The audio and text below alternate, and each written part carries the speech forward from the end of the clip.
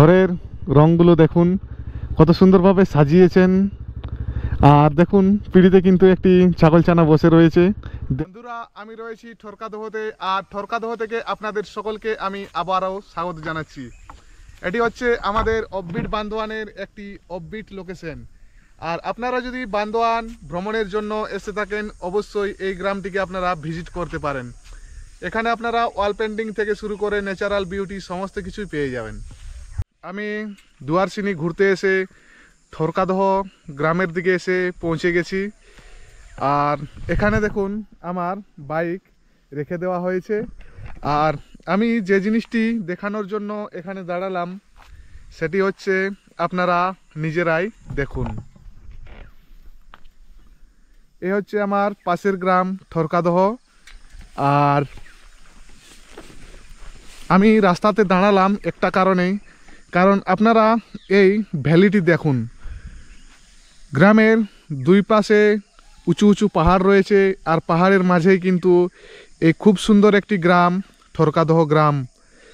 আপনারা দেখুন যত দূর চোখ যাচ্ছে শুধু ছোট বড় অনেক পাহাড়ের শ্রেণী কিন্তু নজরে পড়ছে, আর ডিপ ফরেস্ট রয়েছে।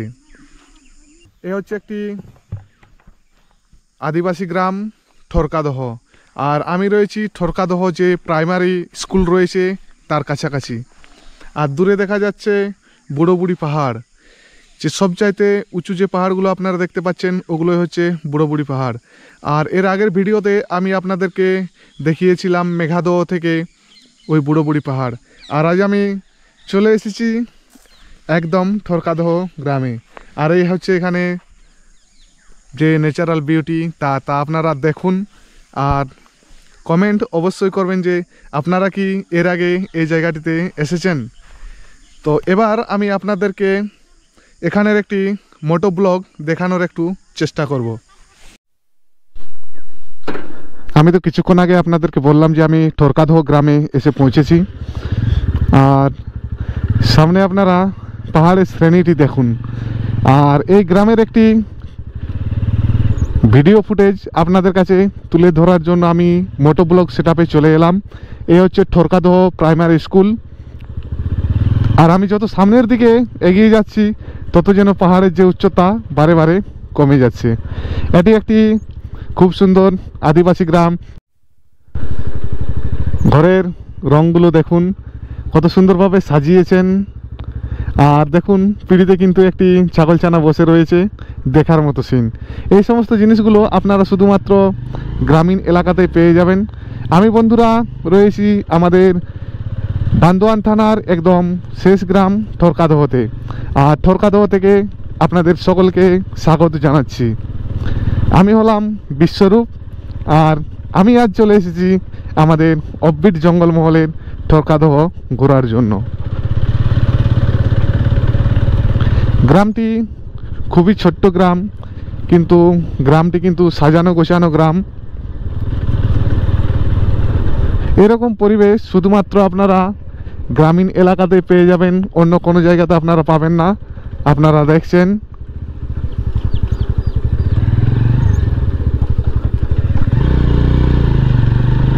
আর মনে হচ্ছে গ্রাম নেই, গ্রাম এখানে শেষ হয়ে গেছে।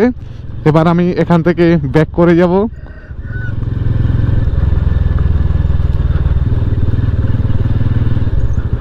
আর সামনের পাহাড়ি ক্ষেত্রটি দেখুন। সামনে কিন্তু প্রচুর ফরেস্ট রয়েছে, মানে ডিপ ফরেস্ট। এখানে হাতির উৎপাত যে কোনো সময় হতে পারে, কারণ এই এলাকাগুলো যে দলমা পাহাড়ি রেঞ্জের এই অংশ। এখানে যে কোনো সময় হাতি এসে পৌঁছাতে পারে। তো যাই হোক, এবার আমরা এখান থেকে ব্যাক করে যাব। আপনাদেরকে বান্দোয়ান থানার যে ঠরকাদহ গ্রাম তা একটু দেখানোর আমি চেষ্টা করলাম।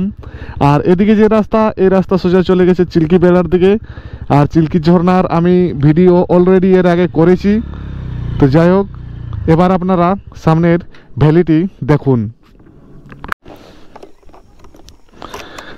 আমি ঠরকাদহ গ্রামের একদম শেষ প্রান্তে এসে হাজির হয়েছিলাম। এখানে একটি বাড়ির কাছে আমি ছবি তুললাম। আর এবার আমি সামনের দিকে এগিয়ে যাচ্ছি। আপনারা শুধুমাত্র এই সামনের যে পাহাড়গুলো রয়েছে সেই পাহাড়গুলো দেখুন। আপনারা এখানে একটি আলাদা অনুভূতির সাক্ষী হবেন। এবার আসা যাক আপনারা এখানে পৌঁছাবেন কিভাবে। না, পৌঁছানোর গল্প আমি পরে বলছি। আবারও দেখুন খুব সুন্দর ওয়াল পেন্টিং, ছাগলছানা ছুটে বেড়াচ্ছে। এই সমস্ত গ্রাম, পাহাড়, পর্বত, জঙ্গল দেখে আমার বারবার একটি কথাই মনে পড়ে। সেই কথাটি হচ্ছে যে সার্থক জনম আমার জন্মেছি এই দেশে, সার্থক জনম মাগো তোমায় ভালোবেসে। আপনারা দেখছেন আমি রয়েছি ঠরকাদহ গ্রামে, আর গ্রামের ওয়াল পেন্টিংগুলো দেখুন।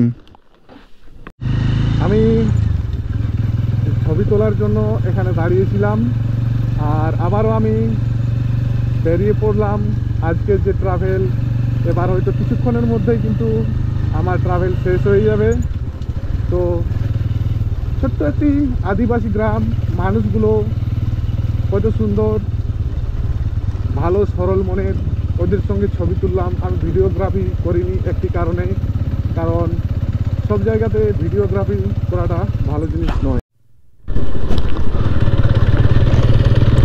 আমি গ্রাম থেকে বেরিয়ে পড়লাম, আর হালকা হালকা আমি ঠান্ডা অনুভব করছি।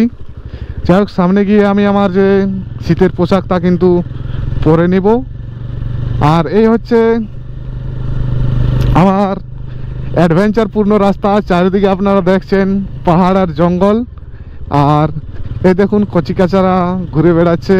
যাই হোক, ভবিষ্যতে আমি আবারও এই ঠরকাদহতে আসবো এবং অন্য কোনো পরিকল্পনা নিয়ে এখানে আসবো। যাই হোক, সেই পরিকল্পনার ব্যাপারে এখন আপনাদেরকে কিচ্ছুটি বলছি না। আপনারা গ্রামটির পরিবেশ দেখুন, খুবই সুন্দর গ্রাম। ঠরকাদহ গ্রামকে বিদায় জানানোর সময় চলে এসেছে, কারণ অলরেডি আমি 98% গ্রামের থেকে বেরিয়ে গেছি। এই বাড়িটি হচ্ছে এই ঠরকাদহ গ্রামের শেষ বাড়ি।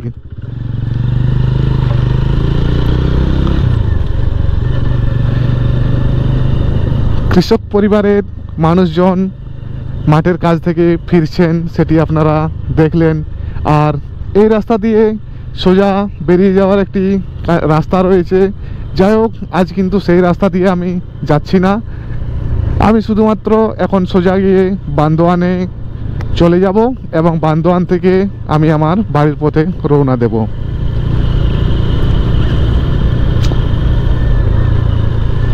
আজকের যে ভ্রমণটা কিন্তু আমি দারুণভাবে এনজয় করেছি বন্ধুরা।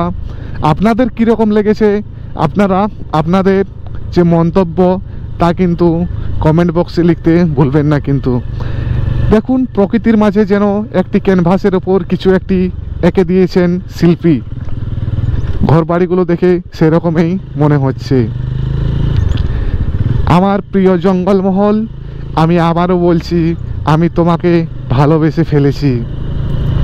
প্রকৃতির টান হয়তো এটাই, যেটা হয়তো লেখার মাধ্যমে কিংবা ভাষার মাধ্যমে প্রকাশ করা অসম্ভব। কিছুটা হয়তো ভাষার মাধ্যমে প্রকাশ করা যেতেও পারে, আবার কিছুটা লেখার মাধ্যমেও প্রকাশ করা যেতে পারে, কিন্তু সম্পূর্ণরূপে মনের যে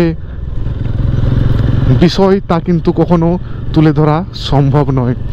মনের জিনিস শুধুমাত্র মনই জানে। আর আপনারা দেখছেন সামনে কিন্তু একটি ক্যাম্প রয়েছে বাস ডান সাইডে, আর এটি